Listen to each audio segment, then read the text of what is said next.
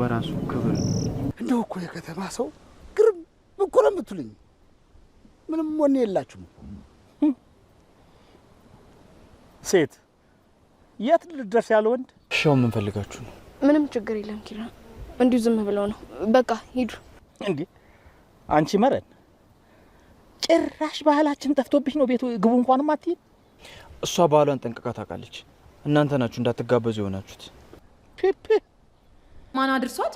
እሱን እንኳን ተይው፣ እኛ ባደርስ ጉድ ሆነሽ ነበር። ኧረ አለም እያታካብጂ ብዙም እኮ አልመታችኝም።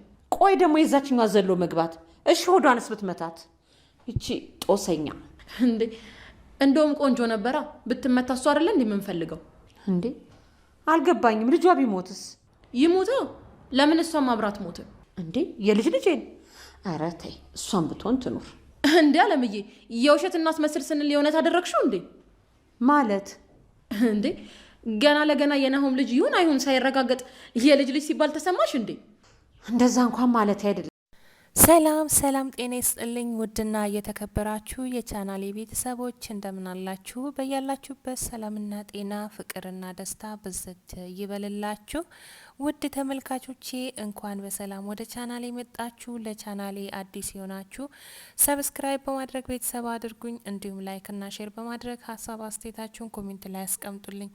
የዛሬው ቪዲዮ የጽናት ክፍል 165ኛ ነው። እንግዲህ እስከ ዛሬ ጽዮንና አለምዬ በድብቅ ሲያሴሩ የነበረው ሴራቸው ዛሬ ግን ተሰምቶባቸዋል። ታዲያ ይሄን ነገር ሰኒ ተጠራጥራ ነበረ። እንግዲህ ወደ ምሩ ቤት የሚመጡት በሰላማቸው አይደለም፣ ምንም አይነ ውሃቸው አላማረኝም ትላለች ሰኒ። ታዲያ ሰኒ ይሄንን ነገር ስትል ምሩ ይህን ጉዳይ ልትቀበላት አልቻለችም። ምክንያቱም የአለምዬን ሰላምና የአለምዬን ደስታ ማየት ስለምትፈልግም እንግዲህ ይህን ጉዳይ አልተቀበለቻትም ነበረ። ታዲያ ዛሬ የናሆም አባት ተደብቆ አለምዬና ጽዮን የሚያወሩትን ነገር የእያንዳንዱን ነገር በጆሮ ሰማ። አለምዬ የጀመርሽውን ነገር እንዳጨርሺ፣ ከእንግዲህ በኋላ በልጄ ሕይወት ውስጥ እንድትገቢ አልፈቅድልሽም፣ አንቺ የራስሽ ጉዳይ በማለትም እንግዲህ ለአንዴና ለመጨረሻ ጊዜ አስጠንቅቋት ከቤት ወጥቶ ሄዷል። ኪራ አሁንም ድረስ እንግዲህ የጽናት የቀድሞ እጮኛዋ የነበረው የወንድሙ መታሰር ያንገበገበው በዛብህ እንግዲህ ቤት ድረስ አሁንም በድጋሚ ተመልሶ ሄዶ ጽናትን ሲሳደባት ነበረ። እንግዲህ እዚህ ቤት ብለው ሲጣሩ ጽናት ማን ነው ብላ ሮጣ ወጥታ ነበረ። ስታያቸውም ኑ ግቡ ሰላም ብላቸው ነበረ። እነሱ ግን ለሰላምታ አልነበረም እንግዲህ ወደዛ ቤት ያቀኑት። ኒና ከዚህም በፊት እንግዲህ ተሰማን አንዳንድ ጉዳዮችን በመመርመር ላይ ተሰማርቻለሁ፣ ስራ ጀምሬያለሁ በማለትም አስደንግጣው ነበረ። ታዲያ ተሰማም እንግዲህ የነበረው ነገር አስፈሪ ነው በማለትም ወደ አለልኝ ሄዶ ጉዳዩን ለአለልኝ ተናግሮ ነበረ። አለልኝ ታዲያ እሷን አምነህ እንዴት እንደዚህ ትፈራለህ? አንተ ያደረግከው ነገር አለ ወይስ ምን ተፈጥሮ ነው? በዚህ ልክ ምን አሳሰበ ሲልም ጠየቀው። በዛብህ እንግዲህ ቤቱ ውስጥ ምን እንደተፈጠረና ምን እየተካሄደ እንደሆነ ምንም የሚያውቀው ነገር የለም። ነገር ግን የወንድሙ ጉዳይ አሁንም ድረስ ስላልተዋጠለት እንግዲህ ወንድሜን አሳስረሻል፣ አንቺ አሁንም አለማፈርሽ እዚሁን ያለሹ በማለትም እንግዲህ ጽናትን ሲናገራት ነበረ። ታዲያ አብሮት የሄደው ተሰማም እንግዲህ አንቺ አታፍሪም እስካሁንም ድረስ እዚሁ ሆነሽ ታወሪያለሽ በማለትም እንግዲህ ያለ አግባብ ንግግሮችን ሲናገሯት ነበረ። ይሄን የሰማ ኪራም እንግዲህ ወጥቶ ምንድን ነው ብሎ ሲጠይቃቸውም አንተ እስካሁን ድረስ እዚሁ ከሴት ጋር ቁጭ ብለሃል፣ እንደው ቤት ለቤት መርመጥመጡ አይደብርህም እንዴ ሲለው ነበረ እንግዲህ አለልኝ። ኪራም እንግዲህ መልሱ የነበረው ሴትነት በራሱ ክብር ነው፣ ይሄ ምንም ችግር የለውም አይነት መልስ መልሰላቸው። እንግዲህ እነሱም እንደው የከተማ ሰዎች አለማፈራችሁ ብለው እንግዲህ ወደ ኋላቸው ተመልሰው ሄደዋል። ብርቄና ኒና እንግዲህ የሌላ ዓለም ውስጥ ገብተው ፍርችስችስ እያሉ ይገኛሉ። ብርቄና ኒና አረቄ ጠጥተው ሰክረዋል። ታዲያ ይሄንን ያየው ባለቤቷም እንግዲህ በጣም ተቆጥቶ ነበረ። ተሰማም አብሮት ስለነበረ እንግዲህ እንዳይመታቸው ሲከላከልላት ነበረ። በተለይም ታዲያ ከብርቄ ጋር ሌላ ነገር ውስጥ ስላሉ እንግዲህ እንዳትመታት እያለ ሲከላከልላት ነበረ። ብርቄን ይዟት ወደ ቤት ሲሄድም እንግዲህ ብርቄ ተሰማዬ ይዘህኝ ከዚህ ጥፋ እያለችም እንግዲህ ተሰማ ይዟት እንዲጠፋ ከዚህ አገር እንድትወጣና ከተማ ላይ ከሱ ጋር መኖር እንደምትፈልግ ስትናገር ነበረ። ተሰማም እንግዲህ እሱ አይቀርም፣ ነገር ግን አሁን ሳይሆን ቀስ በቀስ ነገሮችን አስተካክላለሁ ሲላትም ነበረ። ሰኒና ምሩ እንግዲህ ተቀያይመዋል። ሰኒ ለምሩ ብላ ያደረገችው ነገር ምሩን አስቀይሟታል። ነገር ግን ባደረግኩት ነገር ካስቀየምኩሽ ይቅርታ ለማለትም ይቅርታ ለመጠየቅ ቤቷ ድረስ መጥታለች። ሰኒ ምንም እንዳልተቀየመቻትና ምንም እንዳላጠፋች፣ በተለይም ደግሞ በአንቺና በቤተሰቦችሽ መሀል መግባት አልነበረብኝም፣ ለዛም ይቅርታ መጠየቁ እኔን አይጎዳኝም፣ ስለዚህ ይቅርታ ጠይቃታለሁ ትላለች። ሰኒና እህቷ ስልክ ባወሩ በት ጊዜ እንግዲህ ምን ሆነሽ ነው ድምጽሽ ተቀይሮብኛል ብላ እህቷ ስትጠይቃት ነበረ።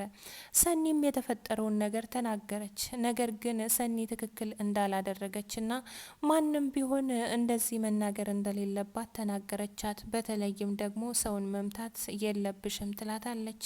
እንግዲህ ምሩ ከባሏ እናት ጋር ምሩ ሰላም ሆና እንድትኖር አንቺ በመሀላቸው መግባት አልነበረብሽም፣ ስለዚህም ይቅርታ መጠየቅ ይኖርብሻል ትላታለች። ሰኒም እንግዲህ እንዴት ይቅርታ ጠይቃታለሁ? ወይ በደንብ መትቻት አልወጣልኝ፣ አሁን እንዴት ይቅርታ ጠይቃታለሁ? ቢሆንም ግን ለምሩ ስል ይሄን ነገር አደርጋለሁ ብላ ተስማምታበታለች። ምሩም እንግዲህ ይቅርታ ለመጠየቅ ቤት ድረስ መታ ካስቀየምኩሽ ይቅርታ አድርጊልኝ አለቻት። እሷ ምንም አላስቀየምሽኝም፣ እኔ ግን ላንቺ ብዬ ነው ያን ሁሉ ነገር ያደረኩት። አሁንም ቢሆን አንቺ ካልተጠነቀቅሽ ይሄ ጉዳይ ወደ ሌላ ማምራቱ የማይቀር ነገር ነው ትላታለች። እንግዲህ ከምሩ በላይም ስለ ምሩ የምትጨነቀው ሰኒ ይቅርታ ለማድረግ ተዘጋጅታለች። ነገር ግን የናሆም አባት አለምዬና ጽዮን እንግዲህ ምን እንደሚዶልቱ ከኋላቸው ሆኖ የእያንዳንዱን ነገር ዛሬ በግልጽ ሰምቷቸው ነበረ። ታዲያ ከእንግዲህ በኋላ በልጄ ሕይወት ውስጥ ለደቂቃ እንኳን እንድትገቡ አልፈቅድላችሁም፣ ነገር ግን እናንተ የራሳችሁ ጉዳይ በማለትም እንግዲህ ከቤት በንዴት ወጥቶ ሄዷል። ታዲያ ጽዮንና የናሆም እናት አለምዬ እርስ በራሳቸው እየተጣሉ ይገኛሉ። ያኔ ስትደባደቡ ምሩ በእናንተ መሀል መግባቷ ለምን ነበረ? ድንገት ገፍትራችሁ ብትወድቅና ልጁ ቢሞትስ ምን ልትል ነበረ? ትላለች አለምዬ። እንግዲህ ጽዮን የሚፈለገው እሱ እኮ ነው። ታዲያ ትሙት እሷም ልጇም ይሙቱ፣ ያንን አይደል እንዴ የምንፈልገው? ትላለች። እንግዲህ አለምዬ የእናት አንጀት ሆኖባት እንደዛማ ትበይ፣ እሷም ትኑር፣ ልጁም የልጄ ልጅ ነው መጎዳት የለበትም ትላለች።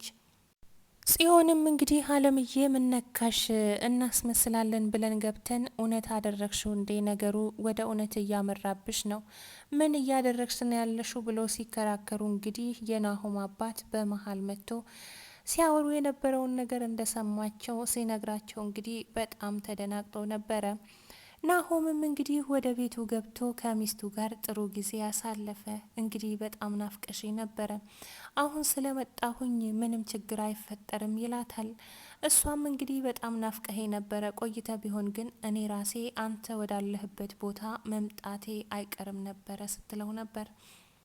እንግዲህ ኒና ከብት ጠብቂ ተብላ ከብት እንድትጠብቅ ከብት ተሰጥቷት እረኝነት ወጥታ ግን ከብቱን ሜዳ ጥላ እሷ ከብርቄ ጋር እንግዲህ ሲጠጡና ሲንበሻበሹ ነበረ። ታዲያ ከብቶች ወዴት እንደሄዱና ወዴት እንደደረሱም አላየችም።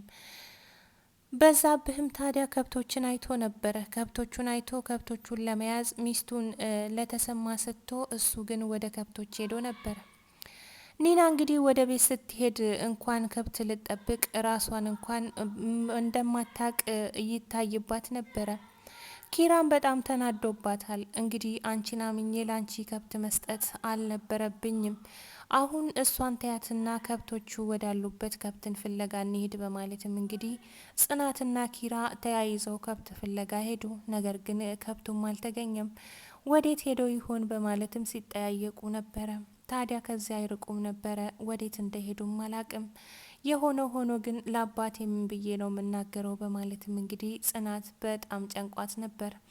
ኪራም እንግዲህ ይገኛሉ እንፈልጋለን ብሎ አሁንም በድጋሜ ወደዛው ተመልሰው ከብትን ወደ ፍለጋ ገብተዋል። ውድና የተከበራችሁ የቻናሌ ቤተሰቦች የዛሬው ቪዲዮዬ ይሄን ይመስል ነበረ። ስለተከታተላችሁኝ እጅግ በጣም ከልብ አመሰግናለሁ። በያላችሁበት ሰላምና ጤና ፍቅርና ደስታ ብዝት ይበልላችሁ። በሌላ ቪዲዮ እስከምንገናኝ ድረስ ቸር ሰንብቱልኝ። ባይ ባይ።